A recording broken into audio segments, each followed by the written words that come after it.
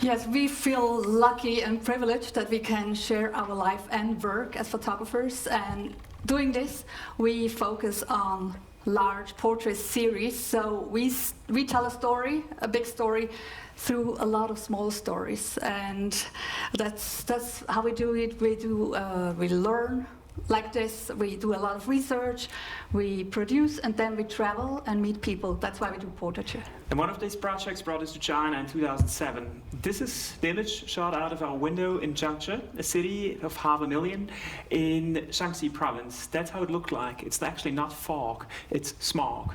And we saw it over and over and over again. And that's when we decided, after this project, we traveled for 7 months through China, we want to do something. We just, in our way, how we can do things, we want to try to, not make a difference, but at least try to create a little bit more awareness for our planet. So we started doing a lot of research, and we're not going to bore you with any numbers now, because you all know them probably. But the idea was basically just to give a human face to climate change. So we decided to travel all around the world, all continents, all climate zones, and take portraits of people that are already victims of climate change that can tell their stories, people that normally never have a voice. So we also went to China, of course, and traveling there, we located, okay, we want to show this certification, and we went there and met Chai Kwan walking on this road, and we stopped and asked if he wanted to participate, and he told his story that as a boy, here they were growing watermelons, and they had water, rain, everything, and in his lifetime he's seen a lot of change politically, but also in nature, and we were impressed, and we had a lot of stories like this in China. It wasn't only in the north where we had the problem of desertification. In Guangxi province in the south, they always had rains, but these rains became much more intense. So we met Yang Gengbao and his wife, Yin Feng, and they just had lost everything to a huge flood.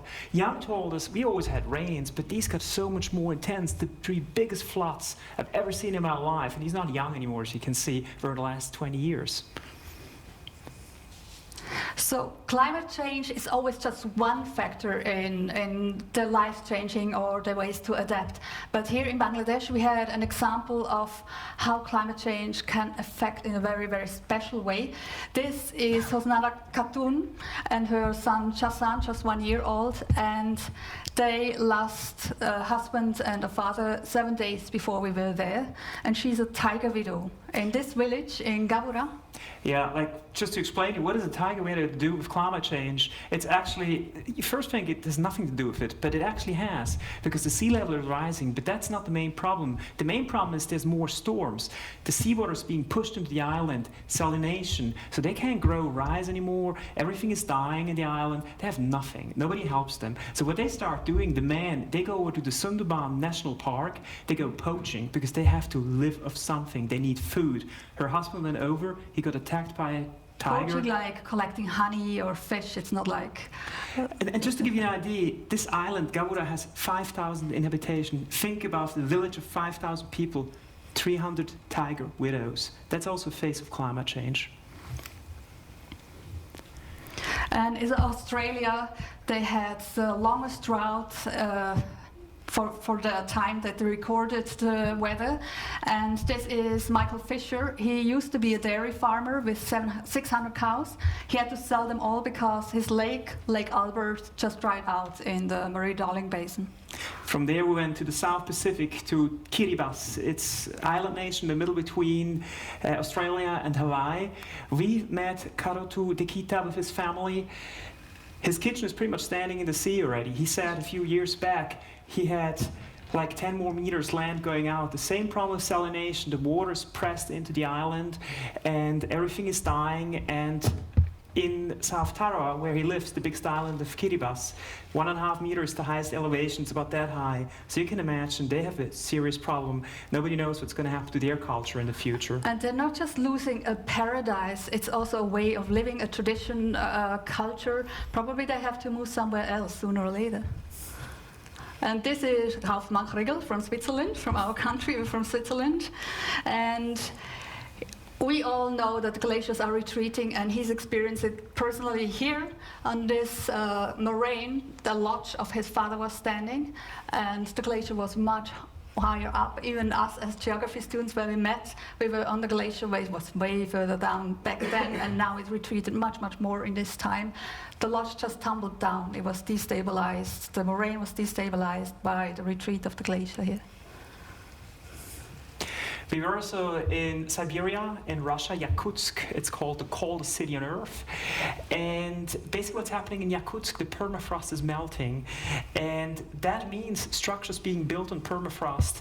They're normally on deep stilts, but still, it doesn't even have to melt all the way. If it's getting just warmer, permafrost destabilizes. And what's happening is the houses start sinking into the ground. So Avitik Nassirian, he's not that tall. It's basically his house going into the ground. So they really have to walk through the house like that. And it just keeps on going, and it's becoming more and more of a problem in Russia. We tell the story, I mean, it's not just all sad. We were there. We also made interviews and videos of what they had to tell. For us, it was important to show their face, but also to give them a voice. And Avitik, we had to wait for another day to do this interview because we had so much vodka after that photo shoot. So it was not just all a sad story, of course. It was difficult for us, but we got to know so many great people and shared part of their life, so we feel privileged for that too. We also not just for the vodka. We were also in Africa. We were also in Africa. Mama Zaraniro, he's a bozo. It's like a nomadic tribe of fishermen. They live in the Niger interior delta. Mali lost in the last 20 years about 30% of their rainfall.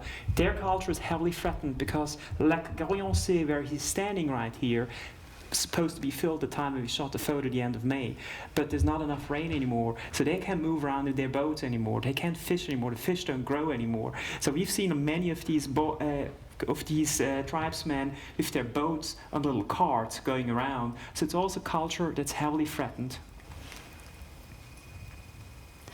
And of course, it always first hits the most vulnerable, the children and women. And she had 6 children and lost 3 of them before they reached the age of 1 due to diarrhea. That's also a sad truth, and it's also because the quality of water is so bad there now, and they said it changed the last 20 years. It really went worse and worse.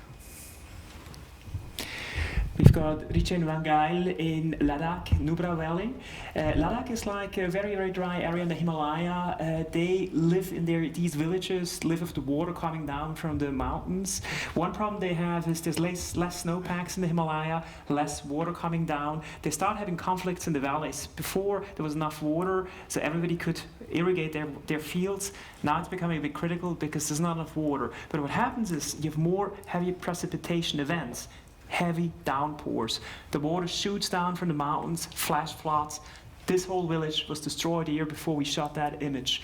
The year after we came back, we heard stories again in Lane, the capital, flash floods destroying parts of the city. It's also a consequence of climate change. You've not necessarily more rain, but more downpours. This is Scott Sutton. He's the superintendent of the Wild Horse Golf Club in Las Vegas.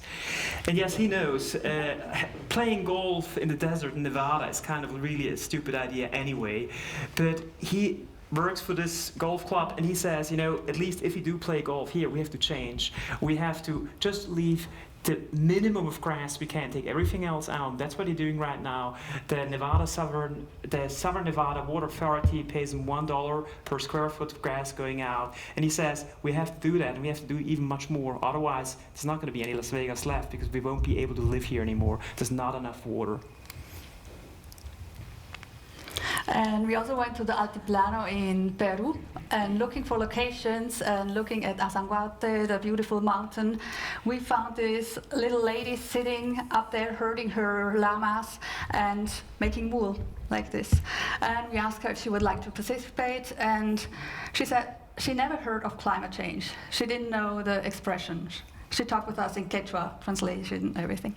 And she said she never went to school for one day, But for us, she could explain exactly the changes of the patterns of the weather in Peru, in the Altiplano. She was an expert because she lived so close to the weather, and she observed it all her life, and she heard all the stories of her grandparents, of her great-grandparents. She heard all the stories, and she could tell us exactly how it changed, and she fears for the future of her culture. First of her children, they will have to move away, the animals are getting sick, they have now no income. It's just change for them. So we travel a lot for this work, and we also had sometimes a lot of people watching us. It was quite spectacular, us coming to a remote little island. But the most important thing for us is what we heard often is people were just thankful that somebody came and listened to them. Here in Chad, in a remote little settlement in Lake Chad, one of the village elders came early in the morning with this goat and said, you know, we are so thankful somebody listens to us and just records our stories, because we really have something to say and everything is changing. We don't know what to do. And he wanted to give us this goat as a present of appreciation. Unfortunately, Air France declined to take it along, this climate refugee, so no side business goat farmer for us. And here's a different face of climate change. This is our 4-year-old son, Elias. He was born after this project. This was last year, 2015, the hottest year ever since recording started. And yes, climate change goes on. And we decided, you know, I mean, we did this project, it was important for us, but this is not enough. We want to keep on doing things. So we reached out to UNFCCC, to Christiana, who was kind enough to support our proposal.